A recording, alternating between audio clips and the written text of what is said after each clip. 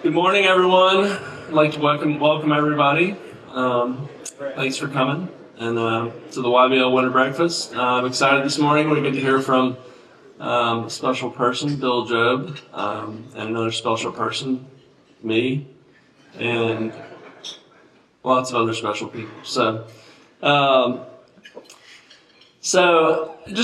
I know a lot of you guys have probably been involved in YBL for a while, and maybe some of you haven't at all. But just a quick introduction to YBL is that, and I want to, so Rob doesn't want to make sure I don't mess up the mission statement, but YBL is a non-denominational, faith-based nonprofit that desires to impact men in the marketplace so they would in turn impact the marketplace for Christ. So YBL has small groups all over the city, and I've been involved in one for almost 7 years now. And so I'm up here because I've been impacted by YBL, the men that are a part of YBL, and the God that YBL serves. And community is, Rob and I were just talking about that. I think men sometimes have a hard time with community and building deep relationships. I think we're all busy and we're all on our way trying to accomplish things and become things. I think it's really important that we don't isolate in doing that and that we're part of a group. I've been a part of a guy named Greg Harris has led our group for a long time now, and we've had a group of 5 or 6 that have been really consistent for 7 years. And it is it's one of the things that's been really consistent in my life. And if all of you are like me and have young kids, there's not that much else that is really consistent in my life. But it's been a really good thing for me. So, and I know it's been a really good thing for a lot of you in this room. So while you're finishing your meal, I just wanted to take a minute and look around at your tables. There's comment cards at each seat. We promised to end our banquet. I promise. Bill might make a different promise, but I promise that we'll end our banquet at 7:45 sharp. But we know some of you need to leave early. That's okay. If you need to leave early, please fill out the card on the table. It'll have questions if you want more information or if you want to get involved in a group. There will be boxes at the back of the room that you can drop that card in.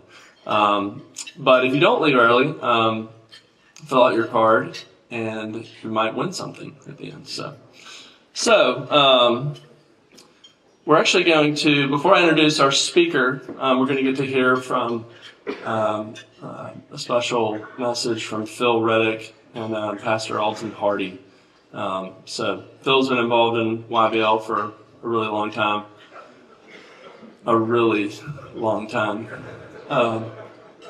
He leads a group, or I'll let you tell him about it, but I know it was at some point called Second Half. I lovingly like to call it Yesterday's Business Leaders. So here's Phil, and then I'll introduce our speaker in a moment. Didn't know I had to defend myself, Harrison, but we call our ministry Finish Well. So I'm trying to bring as many guys across the finish line with me and finish well myself. But my name's Phil Reddick. I'm on the board of the Manifold Vision. And it's a ministry of God to change Fairfield, to resurrect the city, and to see it change for generations. And, Anyway, all through Scripture, you have this admonition to help the poor, help the needy, help the widow, help the fatherless, even help the foreigners. And as you read through Scriptures, I read so many of those passages, I think, what can I do? You may not have the opportunity to go overseas and see, abject poverty and that kind of thing, but you have an opportunity to change something in our backyard, and that is Fairfield. And we have a man, we have a vision, and we have a great God. And so we are long-term trying to reach young men and young women to change this next generation so Fairfield will be a light to the nations. So this is our man, Alton Hardy. Thank you, Phil. Thank you. I'm Pastor Alton Hardy. I am who I am by the grace of God, and going to be somewhat more vulnerable this morning. I've been in urban ministry for over 30 years. I'm almost 60. And this past Monday morning, I was having a meeting, and I got a phone call. And one of the men that had been attending our church, last time I met with him, he had tears running down his face. And he was saying, Pastor, I'm hopeless. I don't know what I'm doing. I don't know how to be a man. But that man, he didn't call me. I wish he would have. But he decided to take his life at a gas station in Fairfield. And the reason why I share that story this morning, YBL, God brought me here 12 years ago to plant a church called Urban Hope Community Church. And there was a couple of promises of coming into the inner city and to preach the gospel, start a church, focus on young men, work ethic, and the family marriage and all that comes with it. And in those 12 years, God has been faithful to do that. He's brought about more marriages through our church than all the churches in Fairfield combined. You would come to Urban Hope on a Sunday morning, you see a lot of young black men. Most of them moving towards marriage if they haven't gotten married already. God is bringing about commerce. See up on the sign, Alabama Wholesale Office Furniture Store, my good friend Steve Gadens say, how can I help with the movement? I said, what do you do? And he's in the furniture business. And so now there's a furniture store in Fairfield that's bringing about revenue. Well, obviously, if you've been in Fairfield, you know there's not a lot of commerce. And so by the manifold and all of what God is doing, through Christians' donations, the first of its kind, last year in July, we brought in a $2 million grocery store that is feeding the community, bringing hope, putting workers in there, helping people to know that they're more than just poor, but they've been made in the image and likeness of God. Because we got a plethora of people coming, wanting to get married, and so we needed housing. How would we do that? That's where my good friend Steve Enkenbrandt came in and said, I work in housing. How can I be involved? I said, well, we need housing. So we're buying up housing, and we're putting married families in those homes. It's called Housing Hope. All of this in closing is called the Manifold Vision. I'm from Selma, Alabama. I'm a sharecropper's kid. I've had my bout with all of the conversation about race more than I can ever share in a lifetime. But in the midst of my greatest brokenness, God spoke to me. He said, he gave me the Ephesians 3:10 verse. Now it's through the church, the manifold wisdom of God will be made known. And God brought me to Birmingham. And for such a time as this, God is doing something. I want to add here, and I close. It's not just Fairfield. In fact, I believe what God is doing in Fairfield is just a prototype what God wants to do in every community throughout Birmingham and throughout our country, bringing a wholesale gospel movement of housing, commerce, but at the core of it, a biblical church on the ground that will do the hard work of teaching marriage, family, work ethic, holding people accountable to this word of God that God has called us to. And so I wanted to just give an update. All of this is happening. It's not made up. It's not fictitious. God is being God, and he's making glory to himself. So thank you for this time. God bless you.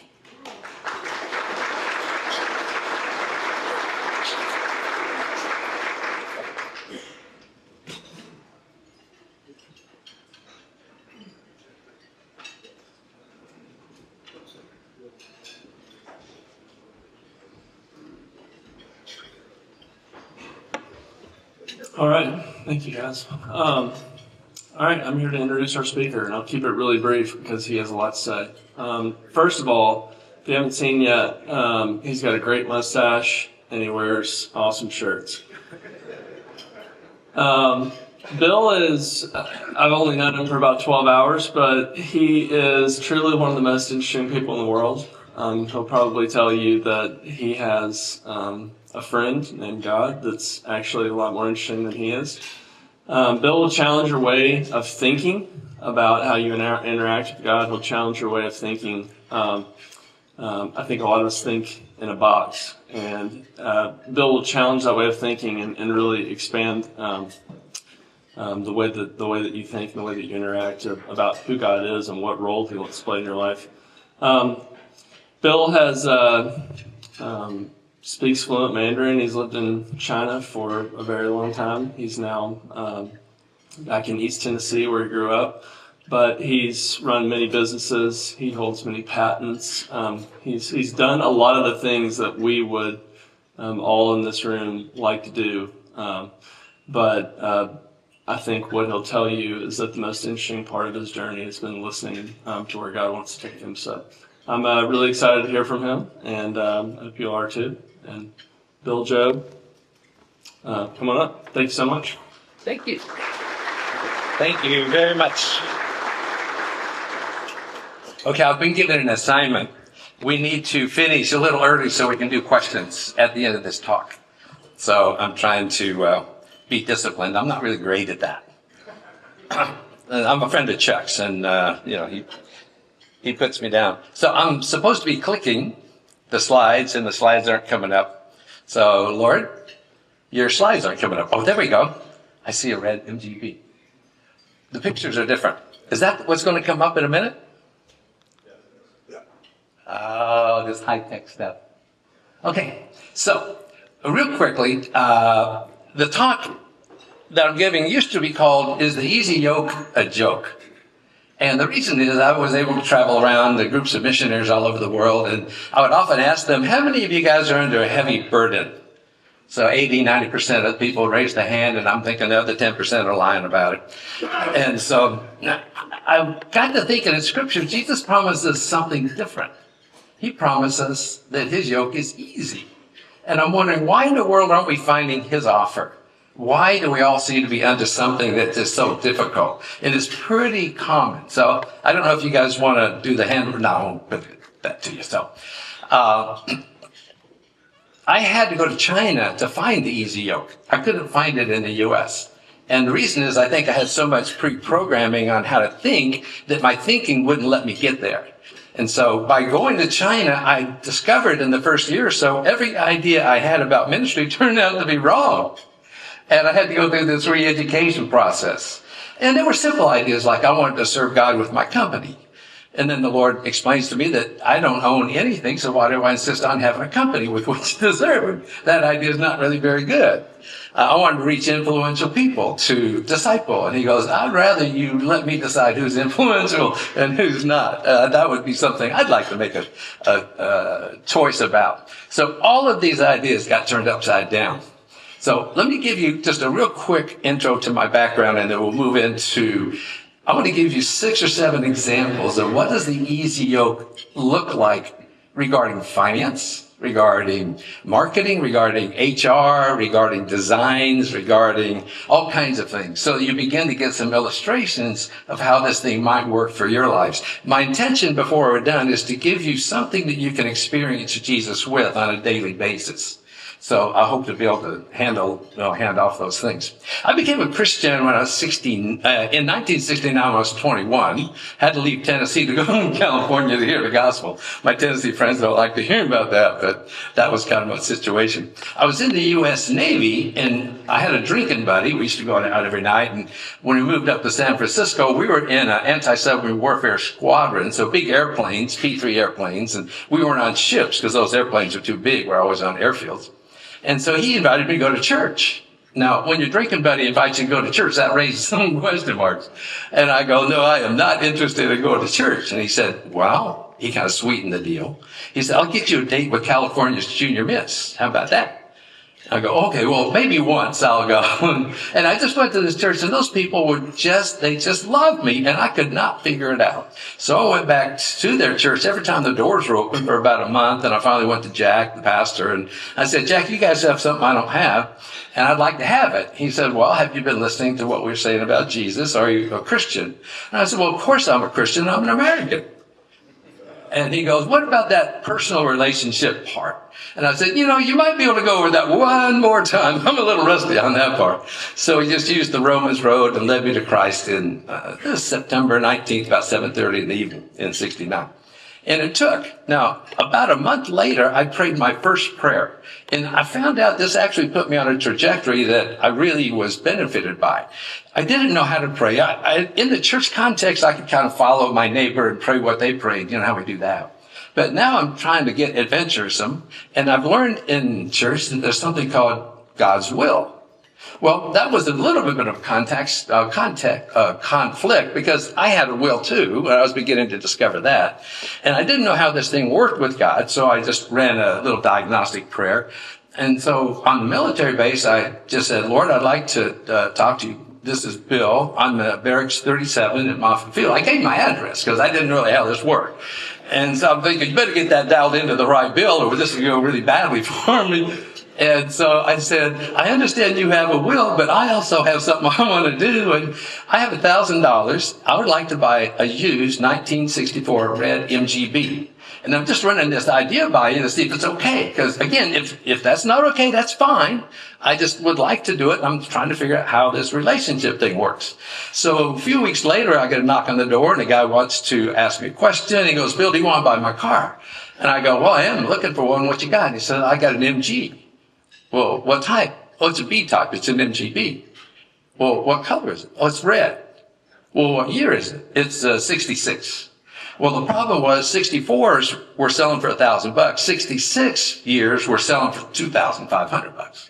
And I said, well, I'd like it, but I don't think I have the money. He said, to tell you the truth, I bought a new car down in Morgan Hill, and they were going to give me $1,000 trade. And I thought, for $1,000, I'd rather sell it to somebody who wants it. So you can have it for $1,000. So I got that first prayer request. What I discovered is that God's an actual transactional God. We actually get to do things with him. And that set up a trajectory that really benefited me. So I became a believer in 69. I was in the Navy. Around 72, we're still in the Navy, just about to get out. Our squadron got assigned to go to the Philippines, and I was busy every night doing, quote, ministry stuff, prayer meetings and Bible studies. And I thought, well, that's got to be more important than the Navy. So I can't go to the Philippines or I'd miss this ministry. So I wrote my congressman, Alan Cranston. It made perfect sense to me. And I said, Mr. Cranston, you need to change my orders because I'm, doing God's will by doing this stuff here. And that's got to be important. You need to change my orders so I don't have to quit that and go to the Philippines instead. So he wrote me back and he said that, Bill, we've checked into it. There's no chaplain's assistant position available. So we think it'll be God's will for you to go to the brig if you don't go to the Philippines. And so I reluctantly went to the Philippines. And after I landed, I was walking down the steps of the airplane and just talking to the Lord. I said, Lord, will you show me where the believers are so I can get connected? And he goes, no. Well, that doesn't sound right. I asked again. He says, no. I said, what's the deal, Lord? He says, Bill, you have been so busy. The two of us have no time together at all. Oh, man, I am so busted. I can't argue against that. Well, what do you want to do? And he goes, the two of us together tonight. Let's just hang out. And I found out I didn't have a category for that. I didn't know what to do. I'm still kind of thinking in the religious world. So I go to the chapel, but it's locked. I sit on a tree stump next to it. And I try to have time with God. And my mind goes to a church bulletin. Like, what do you do? Welcome visitors, take up offerings, sermons, sing a song. And it was just so absolutely embarrassing that I just didn't have a connection. So I asked the Lord, can we start again tomorrow? And he goes, yeah, that'd be great. And so during the next day, he said, look, Bill, don't overthink this. It's real simple. My only question or guideline is if you talk to me for 5 minutes tonight, and I hope you will, I would love for you to listen to me for 5 minutes. And that's kind of interesting. So I began to do that every night. And I don't want you to think I'm overly spiritual by doing it every night because I tried to have a ministry with some of the enlisted guys who were really living their hippie life off when they were out of work or off after 5 o'clock, and they had their wigs and their hippie clothes, and they're doing the drugs. And I was trying to minister to them, but I wasn't doing the drugs, so they thought I was a narcotics agent. So they put a contract out to kill me. And I wasn't too offended by the contract, but I was highly offended at the price. I thought I was worth a lot more than 2 cases of beer. But consequently, it kept me from going out in town a whole lot, so I stayed on the base, and I just spent probably hundreds of hours learning to hear God's voice. And it's a pretty important skill set to have, but it's not commonly developed. During that time, after about 4 months, he said my assignment was to go live in China for him. And so I had a clarity about that. That was in 72, but you couldn't really go to China in 72. So I got married, had a couple of kids, but it was always my intention. Then we found out that China opened up in the 80s, and they began to teach foreigners Mandarin. And I said, okay, I need to go to China and learn Mandarin, but no universities will let me bring my children. Until one university opened up. I heard about it from a friend that I met in Knoxville at a Chinese banquet. And he said, yeah, we're from this city called Xiamen. And I go, oh, I hear that university would let me go and take my kids to study Mandarin. And he said, well, my dad's at the university. He could help you figure that out. And I said, well, would you call him? And so that was a Saturday night. Sunday, my friend called me back and he said, yeah, Dad said he could help you. So I went and got his address written in Chinese.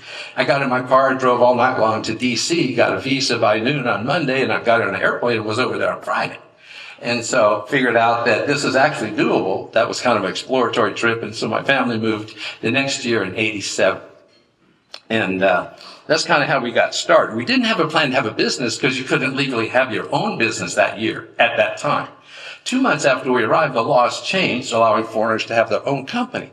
And so I asked the Lord, is this something that we could do? And I got a green light from the Lord. So we asked, well, how long would it take to get an application approved for a company? And they said, we take 1.5 years. Nobody's ever done it before. It'll take a while. And I'm thinking the longer, the better, because the language program is 2 years. I'm a few months into this, not doing very well at it. I don't have any market. I don't have any money. I don't have any product. I have no business experience. We just have this opportunity. I said, well, if we wait 1.5 years, we can build the business thing, and then maybe I'll graduate from language school. We get the company started, and that'll fit together. But what happened was the application came back in 30 days approved. So then the school said, you can't stay here any longer because students can't do business. You're a de facto business guy. Get out of here. So we moved into a traditional Chinese neighborhood.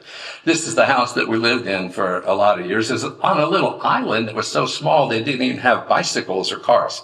Everybody just walked everywhere. About 20,000 people lived there. The house was 100 years old. If I look naive, I just want to tell you I was. So those are my 2 daughters. Christy is 6 and Patty's 8. We arrived on a Saturday. I put them in Chinese public school on Monday. That's the year I lost the Father of the Year nomination, if you get my drift. So I'm just going to fly through some pictures of some of the things that we produced, so you get a sense of it really was a factory.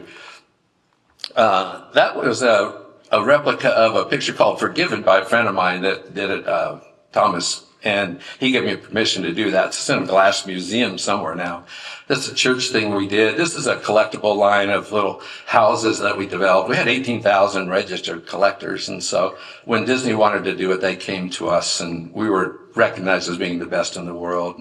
We did some bevel glass production. This is interesting. There's some Supreme Court justice that likes this piece of modern art, and they wanted to replicate it in stained glass. So the architects searched over the entire world for 5 years to find somebody that had the technology. They found us and said, we're about the only company in the world that could possibly do it. And this is because we're getting ideas from the Lord on how to laminate stained glass. So this is in Orlando, Florida, in the federal courthouse building. It's about 20 feet tall. You can see a little person down there. This was made out of concrete, glass reinforced concrete. So we did some tables for Home Depot. So just to let you know, it was real business. We had at one time 650 employees. We calculated that because we wanted to be a blessing to the community, salaries would be one way to bless the community. I think we've given more than $87 million in salaries in the time that we were over there. Giving it out of salaries is better than dropping it from a helicopter, because it gave real dignity to people. That was cool. But I just want to tell you, for the first several years, it was hard. I mean, it was so hard. You know how sometimes people say, well, let's just take it a month at a time or a week at a time or a day at a time? I was down to 5-minute increments. I remember, okay, it's 1 o'clock. We're still here. Let's see if we can last to 1:05. The pressure just felt so heavy.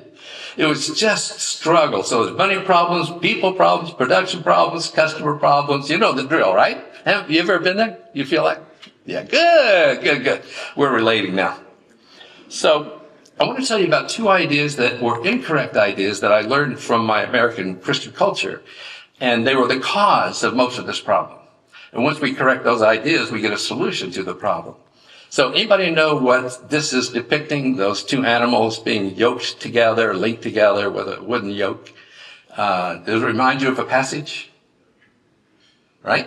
Pretty famous passage. This is what I was taught. When Jesus says, come to me, learn of me, take my yoke upon you. A yoke is a wooden thing that links a couple of animals together. So you are linked together with Jesus.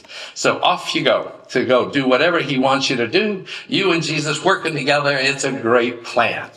Everybody you ever believe that? Or hear that? Or teach that? Right? It's pretty universal. Well, Jesus asked me, he gave me this picture one time of these 2 animals yoked together, and he asked a question. And the question was, Bill, if this is the case, what percentage of the load is yours? What did he say? I said 50%. He said, son, I love you way too much. I would never do that to you. You would never survive. And I thought, dang, this is a big deal. We're sending people out to do it the wrong way. The average lifespan of a missionary in China at that time was 2 years. Why are they getting wiped out after 2 years? Why can't they go longer? Well, this is the answer. Because we're trying to live a life incorrectly. We're trying to carry half the load. Right? And then he gave me a picture, and this is a sketch done by my son-in-law to kind of capture the idea. But the picture he gave me was myself and Jesus was maybe 6 inches taller than me. And he had on his shoulder a bamboo carrying pole. You know, those little flexi things, the Asian, they're real common. They got hooks on the end like this. And so he did this drawing, and the younger person looked suspiciously like my grandson. And so I think my son-in-law drew him in. But what I saw was me. I was there with him. And then the verse, come to me, learn of me, take my yoke upon you. And so I got my shoulder under one end of the bamboo pole, and I'm lifting it because I want to be the hero. Be honest. We do want to be the hero. So I got to, get something to give myself a good reputation with. And as I'm lifting this, it's hurting. So let's say there's 50 pounds in the basket, and I'm maybe lifting 30 pounds. And that's okay for a few steps. And then the 50 pounds instantly becomes 500 pounds. And it drops a couple inches. Now I can't bear it. And so I either choose to leave or get closer to Jesus because his height creates that bow, and I can get under the ark. And now we're closer to each other. And then the 500 pounds becomes 5,000 pounds. It drops another couple inches. And so in the end, our sides are touching in this little picture I'm getting from him. And he just puts his arm around me, and I put my arm around him, and I'm not touching the bamboo pole hardly at all. And we just start walking away. And he said, Bill, under the 2 animals yoked together, what's the limitation of the pair? I think it's the weaker animal, Lord, or if it's just me and you, I think I'm the weaker one. So I'm the limitation of what we get to do together. We can't do more than I can do. And he said, in this image, what's the limitation of the capacity of the pair? Oh, I'm not contributing anything, so I'm not limiting anything. I think the limitation of this way of living is you, sir. It's whatever you can carry is what we can carry. Do you see how transformational that is? That is 180 degrees out as an approach to living. Now, the kingdom feels very irresponsible sometimes. We got to learn how to manage that because it just doesn't give us any bragging rights. And a lot of us will choose not to live in the kingdom because we want to be the hero of our story. You got to sacrifice being the hero in order to live in the kingdom. He gets to be the hero. We don't want to compete with that. Does that make sense? So I was sharing this with a few people for several months, and everybody liked the idea. And then somebody asked me to share it on a Sunday morning, and I knew people in the group would know Greek language. And I thought, oh, they're going to kill me on this. I'm messing with a classic Bible story. You can't just take away the easy yoke thing or the animals yoked together and place it because you have a vision about this. You're going to get busted, man. The Pharisees are going to come after you. And so I was worried. And the Lord woke me up at 3 a.m. before I was going to share that morning. And he said, get your iPad out, go to your Greek. I want to show you something. Do a word search on the word yoke. It turns out there's 2 words for yoke. One is zugos, and that's the classic one of 2 animals linked together. It's usually the passage where Jesus says that he asked this guy to come and follow him. And he goes, no, I can't come. I just bought 5 yoke of oxen, 5 pairs of oxen. So that's the true word, but that's not the word Jesus used. The other word is zygos, and the definition is the beam of balance. And one of the applications is it's the little metal thing that holds the scales, the little bridge thing, and sometimes it's made out of wood. A definition is a beam of balance. So I thought, well, look at this thing. That's a yoke on the scale. That's a beam of balance on Jesus' shoulders. That's actually what he said in the scriptures. That idea is the correct idea.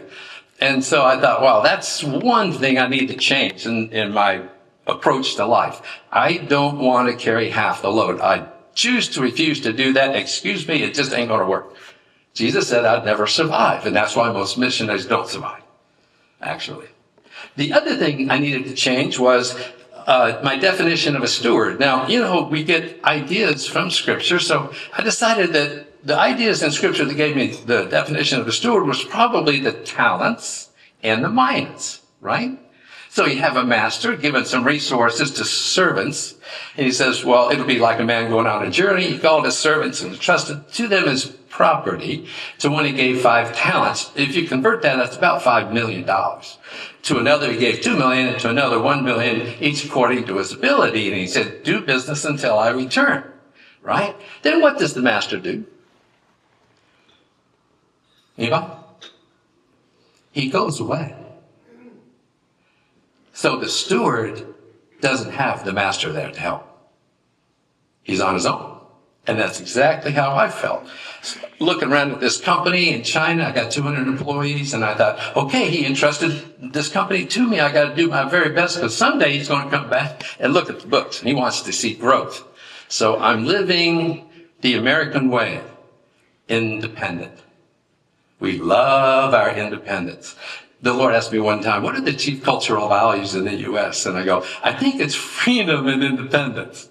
And he said, good answer. You do understand they don't exist in my kingdom, right? Uh-oh, this is a problem. I had brought that into my understanding of the kingdom, and it doesn't work. We don't have that kind of freedom because we have a king, and the king rules. And we have a domain where the king rules in our life. That's called a kingdom. And so I had to give that up. So the dilemma of getting a definition of a steward from that passage is he's gone. Now, John 17:20, it's a prayer, but it's what I call like the great handoff. In this prayer, Jesus says, hey, you know that thing I do with my dad? That glory we have? I didn't say anything my dad didn't tell me to say, and I never did anything my dad didn't tell me to do. Now, we have several hundred examples of what Jesus says and does, and every one of those things comes the same way. His dad told him what to do. You've never seen 2 people more in love with each other than Jesus and his dad. They are absolutely adoring each other. So much so that they live together in everything. Well, the last 2 verses of John's gospel says, I don't think all the books in the world can contain the stories of what Jesus said and did. Every story comes the same way. His dad told him what to do. And then in this passage, he goes, hey, that glory I have with my dad? Today, I'm giving it to you guys. It'll be me in you and you in us, the same way it was me and my dad. So now you go back to the defining what a steward is, and you realize this is the way we go to work every day. We're arm in arm, going to work. We're doing it together. Everything we do it together. And it shifts a whole bunch of responsibilities. So if I'm by myself and I have to decide, do I hire this person or not? It's my decision. But if the Lord, that owns the company, is right with me, and somebody that doesn't qualify from an interview comes up, I need to check with them and see, is this a plan of yours? Do you want to bring this person into the company? Because you get the right to do that. I don't have the authority to say they can't come in just because they didn't pass the interview. If you want them to come in, now recognize God looks at your city and he says, well, that one company you're stewarding for me, that's actually my company. I can bring any hurting person in the city into my company and minister to them. I have the right to do that because it's my company. But the steward has to be linked up with that or it ain't going to happen. But if the steward is linked up, a lot of things happen. So the easy yoke and money, how does it work? My finance manager comes in one day and he goes, hey boss, we got a problem. I've been looking at this for several days. We can't get away from this. If we don't get $350,000 in 14 days, we got to shut the company down. Now, would that be good news to you guys? Right. So how would you process that information? So under my old way, okay, that's my problem. I got to solve this. So I'd think, where's Chuck Weldon's phone number? I see, I need to borrow some money. I would think, who else can I borrow money from? Who has that kind of resource? Who would help me out here? And I would I worry? That's a command not to do that. You're not allowed to worry in the kingdom. It's illegal. So would I lose sleep? Absolutely. Under the new way of thinking, my finance guy comes in. I'm telling you, this feels so irresponsible. He comes in, gives me this news. He leaves, shuts the door, and I look up and I go, did you hear that? You really have a problem this time. If you don't come up with $350,000, I got to shut down your company. Easy yoke. I didn't feel any pressure. But then I said, what do you want me to do? And he said, I want you to fast and pray. And on the 7th day, we got $172,000 unexpectedly. The 11th day, we got $200,000 unexpectedly. So that was more than we needed. And I said, Lord, that's great. Are we done? He goes, no, keep fasting and praying. There's something else we're trying to do, which is to raise $1 million to give us a year to transfer out of being a low-cost laborer, value add, and being a process efficiency. And my board of directors thought we might go a year without any orders. We better give $1 million to transit that. On the 13th day, a Chinese Christian businesswoman came to visit our factory, and she goes, I hear you're trying to raise some money. How much have you got? Little embarrassed, 0. And she goes, in Chinese, that's okay, I'll cover it. So she gave us $1 million on credit on the 13th day. Easy yoke. Easy yoke and hiring. So see this? You put your hiring problems in the basket. You don't wear them yourself. He will carry them for you. It takes courage to try this. And you got to have enough relationship with the Lord to where it's not irresponsible. It could be irresponsible, just be check it out. But if the relationship's there, it's not irresponsible. So I'm walking home one night. This is 5 houses away from my house. It was dark that evening, and the door on the right side was open. And you see there's a little stone lintel there. And there was I was walking past it, and somebody pulled my shirt, like they got, trying to get your attention. I looked around, and there's no visible person there, but I felt a pull. And I stopped because I was at the door, and I looked down, and there's this little face on the ground. And I kind of squat down, and I introduced myself to this little 8-year-old girl. She's writing on the lintel at the table because she had polio, and she couldn't sit up. Her story was that her mom, when she was maybe 2 years old, remember I said we lived on an island? Her mom put her in a little wooden boat and pushed her out to sea to get rid of her. Well, somebody saw her, recognized her, brought her back to her mom, and then her mom threw her in a garbage can just a few feet away from where this camera was taken, this picture was taken. The lady that lived in that room heard her crying and took her out of the garbage can and raised her. She was thrown away as garbage. Well, the Lord every 2 or 3 weeks for the next 10 years said, go say hey. And that lady passed away shortly after I met her, so she became a ward of the state, sometimes at the orphanage, sometimes living at the school for the deaf, sometimes school for the blind. And we didn't have telephones back then, so I had to go, trying to find her. But for 10 years, we kept that relationship going. And then I knew that she was going to want me to give her a job. When she got out of high school, she finished 11th grade, but that wouldn't be good. And so I told her we were hiring people with Corel Draw skills. And so she got a teacher. I took her out on her 18th birthday for lunch and gave her a test, and she was better than our people were. So we gave her an entry-level position. Now it's 30 years later. She is running the company I have that when the sales are normal, they do $1 million worth of business every month. She's running the whole thing from her wheelchair. The girl on the left is, she's just one of my real heroes. She entered the company when she was 18, became a believer a month later. We had a challenging time that I'll tell you about in just a minute, where we had one customer, they were leaving and they're trying to steal the company. So while I was out of town, they had a meeting with all of the employees and they said, Bill's company is going to close. I'm his only customer and I'm leaving, but I'm opening up my factory half a block down the street. And if you all want to come and work for me, you can do that if you come this week. But if you don't come this week, it won't happen. So he tried to hijack my entire factory, maybe 150 workers at the time. And he had really good reasoning. I didn't have any business.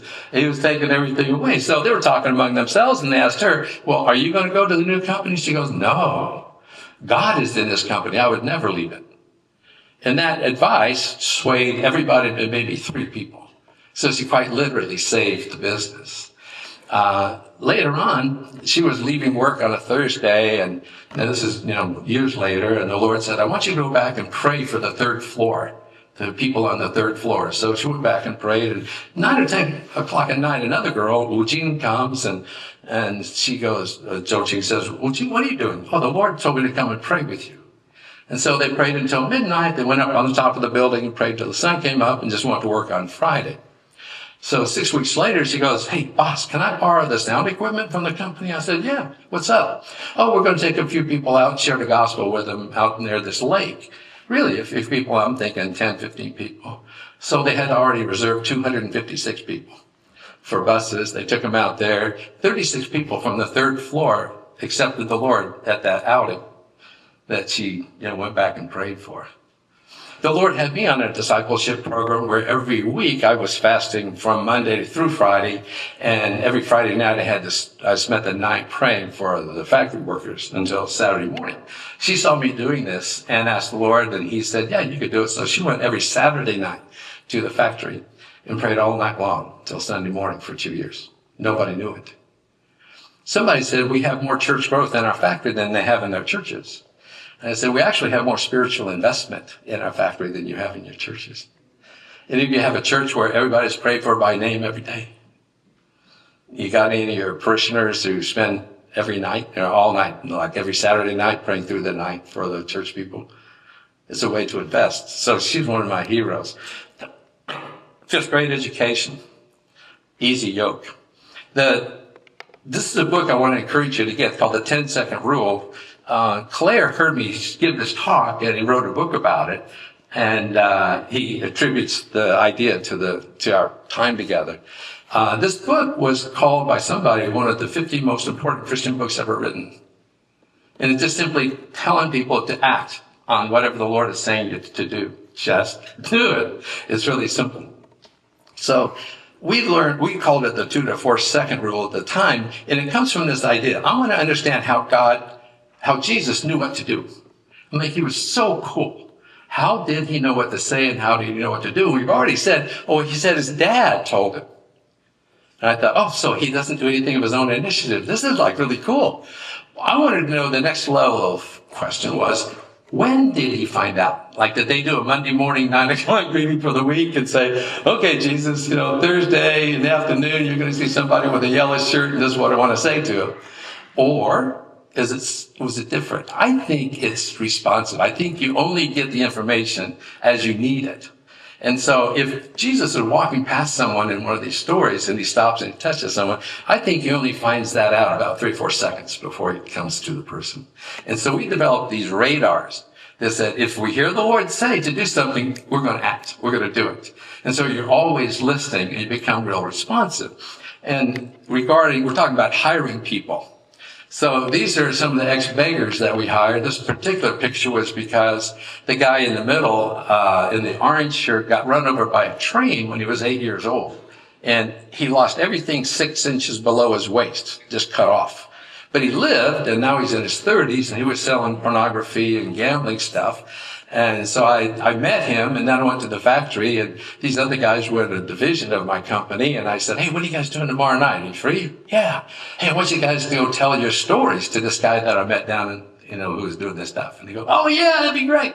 So we got off work the next day, and I took them to the other side of town, and they went and shared their stories with him. The guy on the left, Wang Haisheng, kind of a midget guy, when I got out of my car one day, and he was waiting for me in the parking lot. He goes, hey, boss, how are you? And I go, hey, who are you? And I ain't your boss. And he said, well, you're going to be. What are you talking about? I've been looking for you for 6 months. And so he became a believer, got into the company, became a believer, and then he gave me an idea that made us an extra, probably in 10 years, $2 million profit. Now, who would you, that was the easy deal. Easy yoke. You wouldn't think by hiring a beggar you're going to make more profit than otherwise.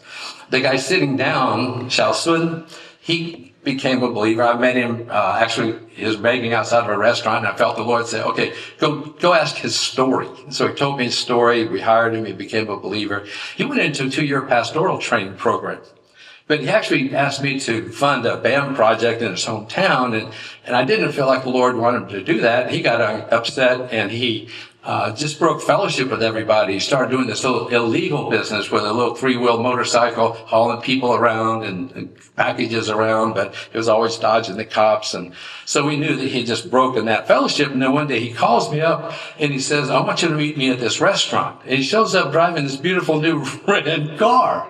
And I go, Shalson, what is the deal, brother? And he said, when I was doing that illegal stuff, I got in a car wreck and I got hit so hard, I went airborne. And in my trajectory, I remembered I'd walked away from the Lord, and that would not be a good way to land. So I repented in the middle of the air. And I landed on some soft ground, and then the Lord got a hold of me, and he provided this ability to buy this car. So he's a legal driver now. And so I get to tell everybody in my car about the Lord. I'm thinking, when I saw him as a beggar on the street, I wouldn't have thought that would ever happen. What about the easy yoke and the communist government?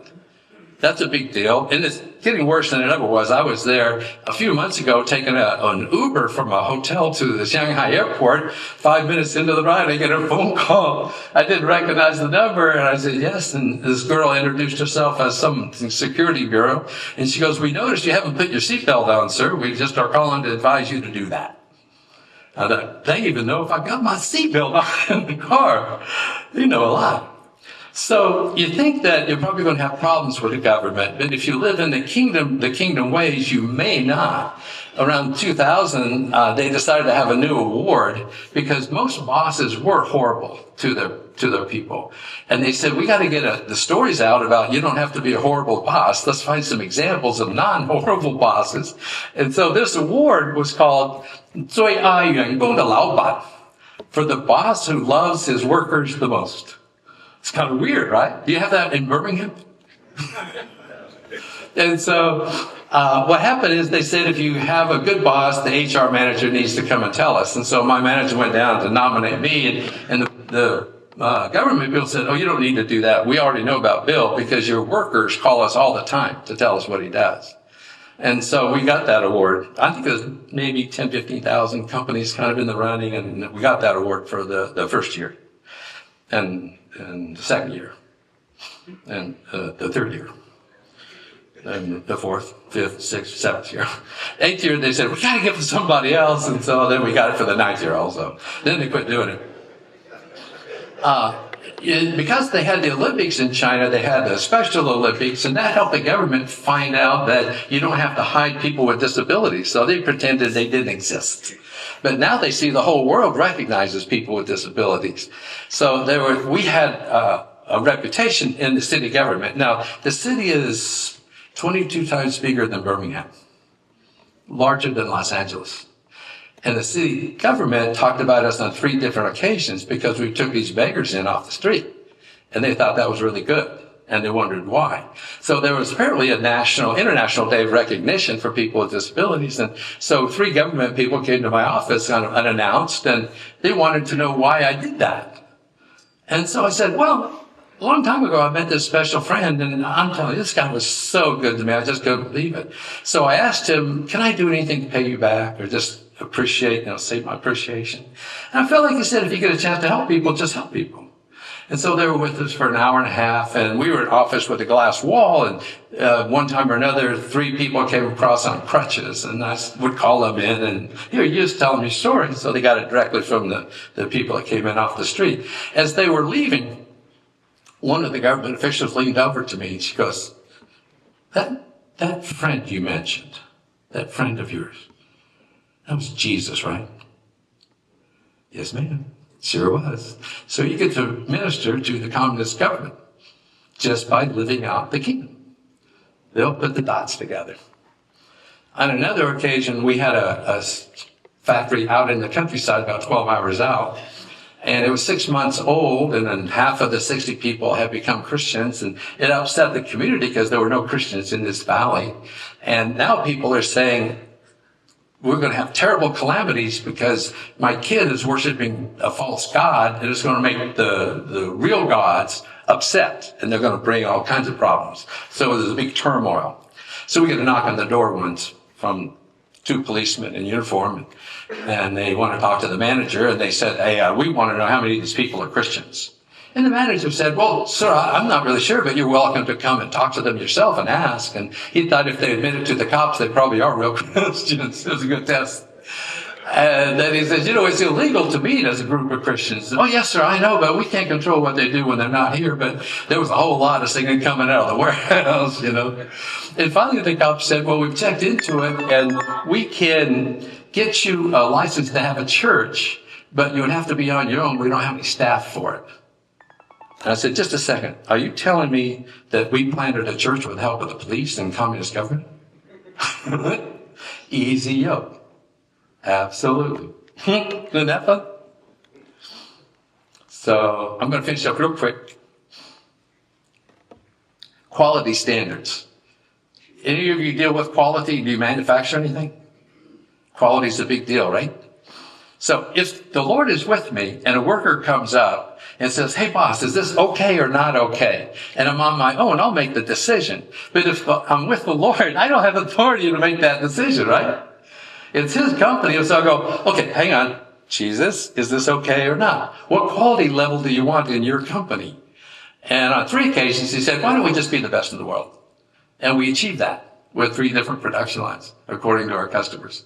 And so if you let him decide quality, you'll find a really interesting thing happen. So this was a production line with those bevel glass window things, and a 2mm scratch will make it defective or a visible piece of dust. And so we get a phone call or an email from our customer that says, Bill, I'm going to come over from the States and I want to look at your QA department. And I didn't see the email in time. I would have told him not to come. So he arrives, comes off the elevator, and then nobody's going to ask. And I said, David, I'm sorry, but we can't show you our QA department. Why would you want to see it? And he goes, well, we got into our records, and your competition, the company with 600 people, would have given us 5,000 defects in 165,000 products. You've given us 105,000 products and 18 defects. We think it's your QA department. And I go, I'm sorry, Dave, I just can't show that to you. I promise, Bill, I won't reveal any secrets. I go, Dave, that's not the problem. We don't have a QA department. What? No, we don't have one. Can I talk to your inspectors? No, Dave, we don't do inspectors either. We just trained every person to be responsible. And they achieved an impossible quality level. I had to design an oven that's like 40 foot long, or, I'm even saying it incorrectly now. The Lord needed a 40-foot long oven to produce that product. And so we couldn't buy one. So I asked him for a design. He gave me a design. We built the oven, and that same guy, Dave, came over and he inspected the oven. And he walked around it for about half an hour. And he came over, and I forgot his exact words, but it's something like, Bill, where'd you get your doctorate? I said, what are you talking about? He said, you got a doctorate in engineering, I'm guessing. Why would you guess that? Well, I got 20 engineers working for me. I gave them a project real simple to this, but they didn't come up with anything this elegant. And he said, how much did yours cost to build? I go, well, I can find out. I don't know. What does yours cost you? Oh, ours was $126,000. So I found out ours was $5,000. And I realized, I'm doing it again. I'm stealing God's glory. I didn't say that out loud, but I go, hey, Dave, I got to be honest with you. I've got this friend, and I asked him for help on this oven. He is so smart. And so all the good ideas came from my friend. They didn't really come from me. And I began to see the Lord is a great designer, but under the easy yoke idea, you got to put the weight of the problem in the basket and let him solve it for you. We had an entire production line. It's too much of a story to tell. So I'll just move on and finish up so we can do some questions. But the result of that was we went from 2,000 square meters, 100 workers, doing about 30, 40 tables a shift, to 800 square meters, 50 workers, and an increase of 600% after the Lord gave us a design. We rebuilt the whole thing in 8 weeks. What about his impact on you? So you put the question of impact in the basket. We found out workers were telling people that they learned to walk with God in our factory. I said, really? We don't have a Walking with God program. How did that work? And they go, we watched. That's what you did. And I realized, that's like easy. So I gave one company away. 4 years later, the guy I gave it to invited me out to a banquet with about 60 of the old employees. We had a wonderful time hanging out together. But I hadn't seen him for 4 years, and there was a new girl working for him, and she comes up and says, hey, I want to get to know you. And I said, well, that's possible, but I'm curious why you would say that. She said, you don't know this, but these people talk about how much you love them every single week. But I hadn't been there for 4 years. And I realized, it's happening again. This really good friend of mine, he was actually borrowing me to love them in a way that really made sense to them. And so if I'm listening and responsive, I'll be saying things that God actually is saying. I'll be touching and caring for them in a way that God is really caring for them. And they'll receive it as being loved, but I'm the visible partner. The Lord is invisible, so I get all the credit, but actually he's the one that does all the work. So this is the last point. The same believer, the lady told me last January that we found that there are 6 generations of believers that we can track that have come out of the factory. And I think, that's kind of a discipleship program. Somebody leads someone to the Lord and they lead someone to the Lord, 6 times. And she goes, no, that's not exactly it. Because they became different kind of believers than the typical believer. Because they encountered Jesus so often. And so when they led someone to the Lord, that other person entered a transactional relationship with the Lord and saw him really showing up in their lives. We actually think, boss, that it's affected every church in the city. So how would you like it if your company became so well known for the easy yoke and the way that God manifests himself because of that every church in Birmingham was encouraged because of that one company that you're a part of? That is actually possible. So I'm going to give you 3 things to do with your phone, and then we're done. Would everybody use your phone out and look at contacts? And I want you in contacts to type in JESUS. And let me see the hands of everybody that has something in that card. Anybody? Okay, so it doesn't, there you go, got some in the back. It doesn't really matter if it's in your contact list, but it matters intensely if you think of Jesus as a contact or not. He is, in fact, your most important contact. And so I put him in there to help my remember. It's actually really useful. Sometimes you're in a meeting and you think, I really need to talk to the Lord about this. And so you say, hang on just a second, I got to take this call. And you pull him up and, hey, Lord, what do you want to do with this negotiation? It's really useful. So on another occasion, I was looking for something I couldn't find for 3 hours. And the Lord spoke to me and he said this phrase. He says, you're doing it again. You're acting like you're an orphan, like you're alone in the world. You could ask for help. So I'm looking for it for 3 hours, frustrated. You know how you get frustrated? Well, I didn't like his attitude, actually. I thought, you're like rubbing my nose in this or something. It sounds a little bit rude. And so I decided to test him. I said, okay, Lord, will you show me where to find this piece of aluminum? And I put him on my clock. I timed him. And it took 24 seconds to find that piece of aluminum. On another occasion, I looked for 3 days to find a tool in my garage up in Knoxville, and he shows up and says exactly the same thing. You're doing it again. You're acting like you're an orphan, like you're alone in the world. You could ask for help. 3 days, couldn't find it. 52 seconds, I found it. I landed at Beijing airport. They closed the airport because of snow, and I had to go get a hotel, came back the next day, and they didn't know if I was going to get a flight down to Shanghai. And I'm standing there trying not to be frustrated, and he shows up, says the same thing. He says, you're doing it again. You're acting like you're an orphan, like you're alone in the world. You could ask for help. Okay, Lord, would you help me get to my city in Xiamen? Because my visa expires that day. And so within 2 minutes, a flight attendant comes up from another airline. Sir, where do you want to go? I want to go to Xiamen. Give me your passport. Follow me. She takes me around behind the counter, pulls up a boarding pass. Hurry, it's boarding right now. So go through security. 35 minutes later, we're taking off. Easy yoke. I think, what kind of idiot am I? I have a choice to live in connection with the Lord, and I actually insist on living alone so often. I am stupido.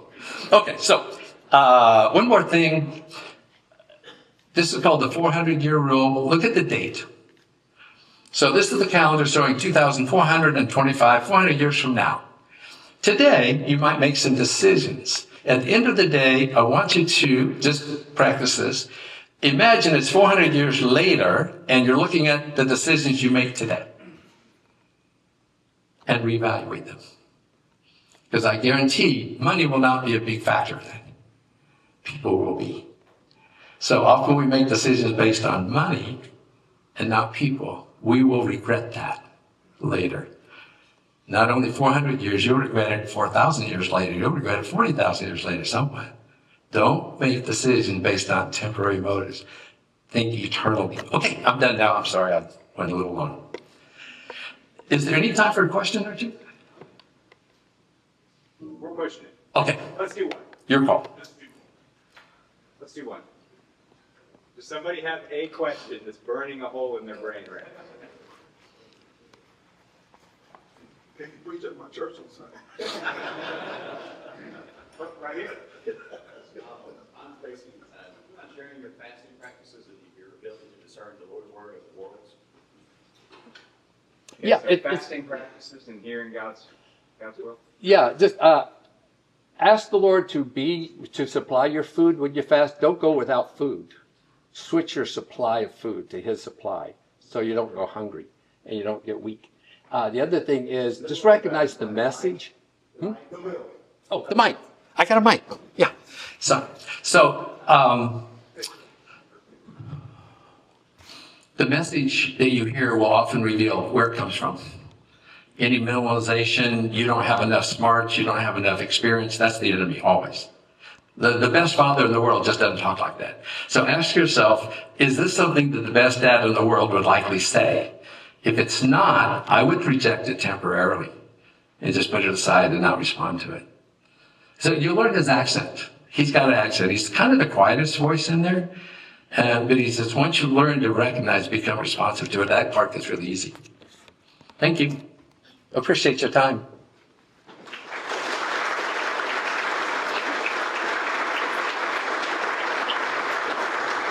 Well, I'm always torn between two things. I mean, I think Harrison described Bill Job as one of the most interesting men in the world. I hope you, after listening to that, would kind of agree.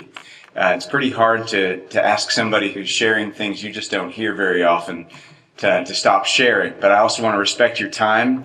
I'm Rob Jenin. I'm the executive director for YBL, Young Business Leaders. Bill, I'm just so grateful for your time with us. Thank you for being here today and for sharing your life and your story with us.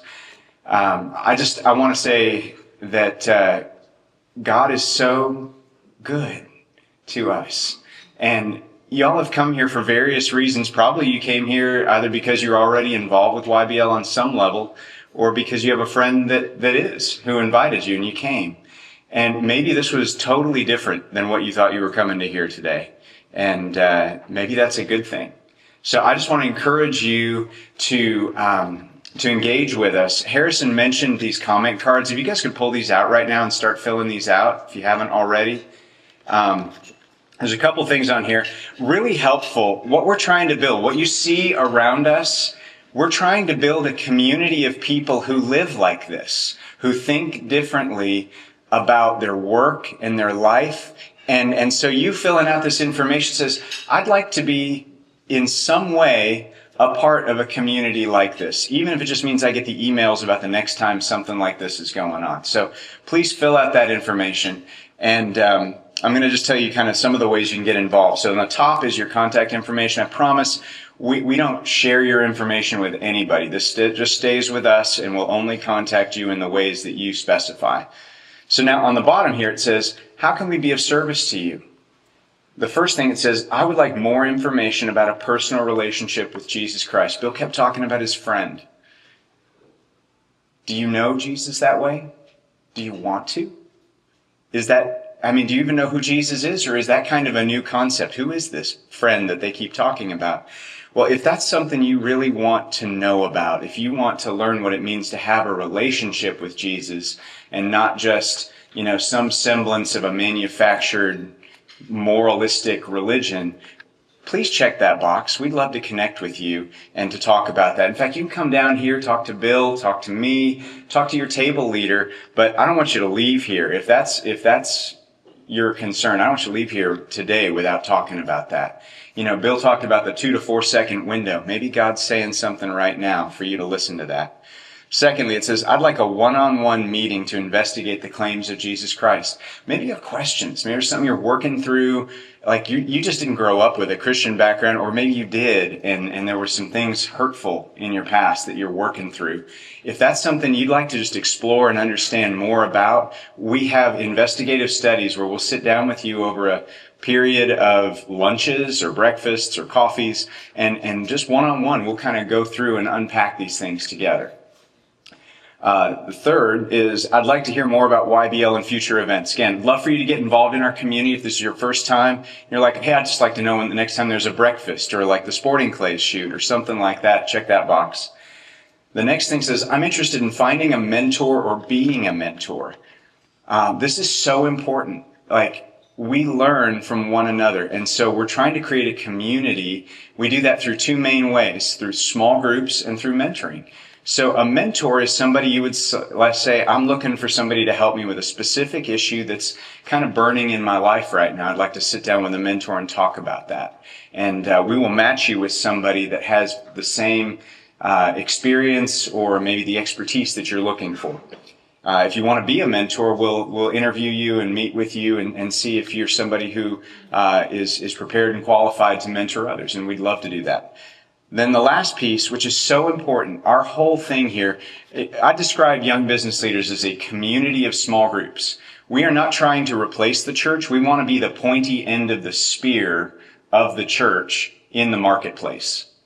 And one of the ways we do that is through small groups in businesses all over the city, where we're praying for our companies, we're praying for the people that we work with, and we're praying for each other, and we're building a band of brothers that stand together.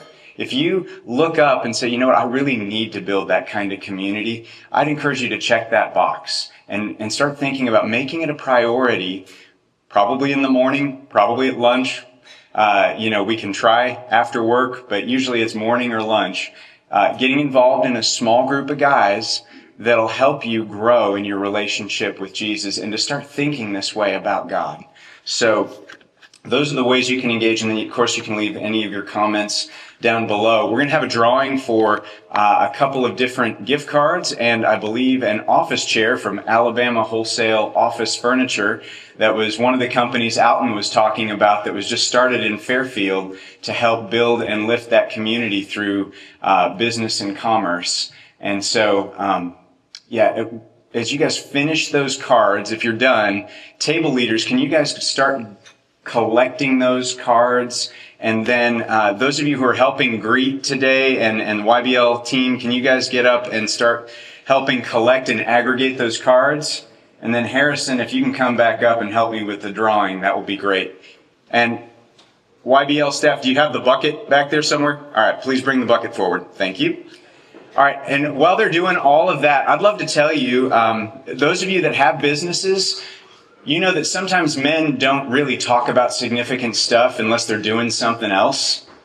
One possible way, if you have a company and you want to get involved with YBL and be engaged in our community, we have a sporting clays shoot coming up on Friday, March 7th, so about a month from today, and it's going to be at Selwood Farms down in Childersburg, and it's a chance for teams of 4 from companies, or maybe it's just 4 friends, to come together and to have a morning of shooting. We're going to have a Christian testimony and breakfast and lunch provided. It's a really sweet time together, and you know, don't be embarrassed if you don't know how to shoot guns. I look at the scores every year and think most of us don't really know how to shoot very well.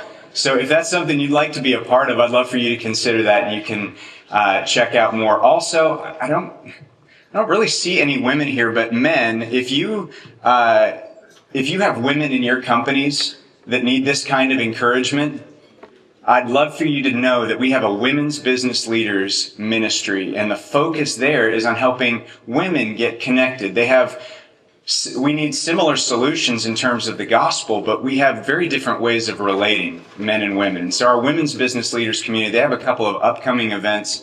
If you want to encourage the women in your offices to get involved in a similar community, I'd encourage you guys to reach out to them and connect them. You can find women business leaders, just like young business leaders. Our website, as you'll see, is ybl.org, and you can find everybody through there. All right. That's about everything I've got. So we're collecting here. How are we doing? Is anybody still trying to, hold up your hand if you've got cards. Anybody still got cards? All right, come on forward. All right, Harrison, are you going to help me do the drawing on these things? Okay, first thing we're drawing for is a $20 City Bowls gift card. Okay, we're going to try to shuffle. It's always embarrassing if you get 3 people from the same table. Here we go, a $20 City Bowls gift card. City Bowls has several locations, one at Samford, one in Patchwork Farms. And our winner is Luke Harms. Luke. Which is darned convenient, because Luke is a Samford student. He can use this on campus. Good job, buddy. All right. The second one is a $30 Tzatziki's gift card. Get it?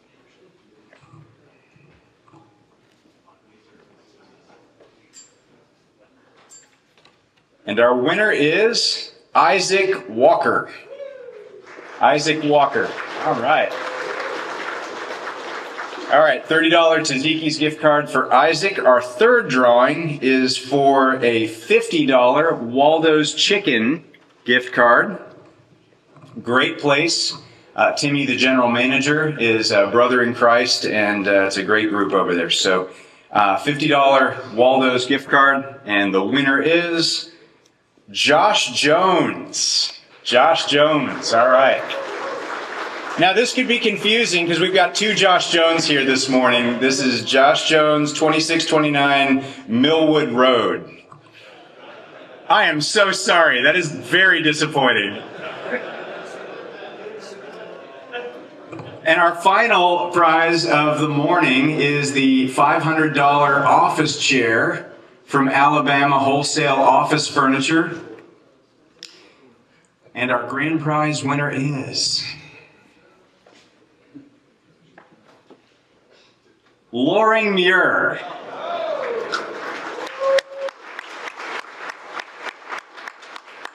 Which is really cool because Loring's been coming to breakfast for like 30 years. It's good he finally won something. All right, guys. Well, we are so grateful that y'all have come today. If you can linger and visit, shake Bill's hand, or just be encouraged by one another, you're welcome to stay here. If you got to get on, I understand. God bless you guys. I pray you have a great day. Take care. Thanks.